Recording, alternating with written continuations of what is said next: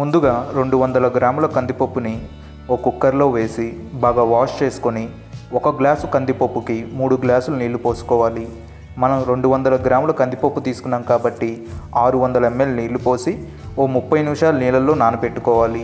ఇప్పుడు 5 టొమాటోస్, సుమారు 200 గ్రాముల టొమాటోస్, అలాగే ఒక పెద్ద సైజు ఉల్లిపాయ, కారం ఎక్కువగా ఉంటే ఒక 5 పచ్చిమిరపకాయలు, ఒకవేళ కారం తక్కువగా ఉన్న పచ్చిమిరపకాయలు అయితే ఒక 8 పచ్చిమిరపకాయలని కట్ చేసుకొని పక్కన పెట్టుకోవాలి. నేను వేసే పచ్చిమిరపకాయల్లో కారం తక్కువ, అందుకే ఒక 8 పచ్చిమిరపకాయలు తీసుకుంటున్నాను.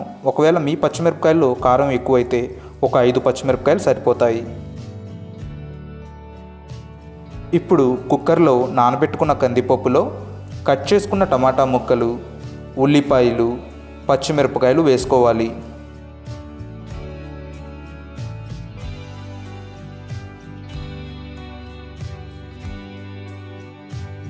ఇప్పుడు 1 టేబుల్ స్పూన్ సాల్ట్,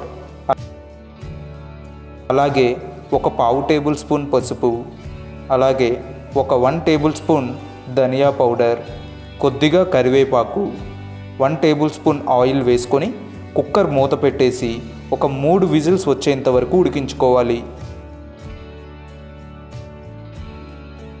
3 విజిల్స్ వచ్చేసాయి. ఇప్పుడు కుక్కర్లో ఉన్న ప్రెషర్ అంతా పోయిన తర్వాత కుక్కర్ మూత ఓపెన్ చేసి చూద్దాం. పప్పు బాగా మెత్తగా ఉడికిపోయింది. ఇప్పుడు ఈ ఉడికిన పప్పుని పప్పు గుత్తితో మెత్తగా ఎనుపుకోవాలి. మీ దగ్గర పప్పు గుత్తి లేకపోతే ఒక గుండ్రంగా ఉండే గెరిటెతో మెత్తగా ఎనుపుకొని పక్కన పెట్టుకోవాలి. మీకు కావాలనుకుంటే చిన్న ఉసిరికాయ చింతపండుని కొద్దిగా నీళ్ళలో నానబెట్టుకొని పప్పు ఎనుపుకున్న తర్వాత చింతపండు రసాన్ని పప్పులో కలుపుకోవాలి.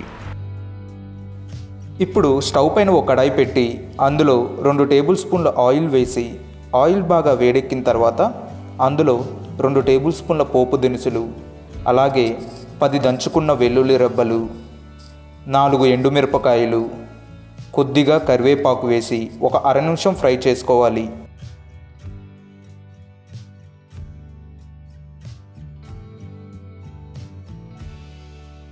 తాలింపు గింజలు బాగా ఫ్రై అయిపోయాయి.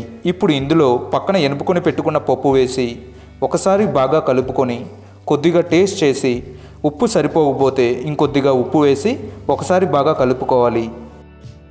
ఇప్పుడు కొద్దిగా కొత్తిమీర చల్లుకొని ఒకసారి బాగా కలుపుకొని స్టవ్ ఆఫ్ చేసుకుంటే టమాటా పప్పు రెడీ. టమాటా పప్పు రెడీ అయిపోయింది. వేడివేడి అన్నంలో ఈ టమాటా పప్పు, నెయ్యి, ఆవకాయ పచ్చడి వేసుకొని తింటుంటే టేస్ట్ చాలా సూపర్గా ఉంటుంది. మీరు కూడా తప్పకుండా ట్రై చేయండి. మీకు కనుక ఈ వీడియో నచ్చినట్లయితే లైక్ చేయండి, షేర్ చేయండి, సబ్స్క్రైబ్ చేసుకోవడం మాత్రం మర్చిపోకండి.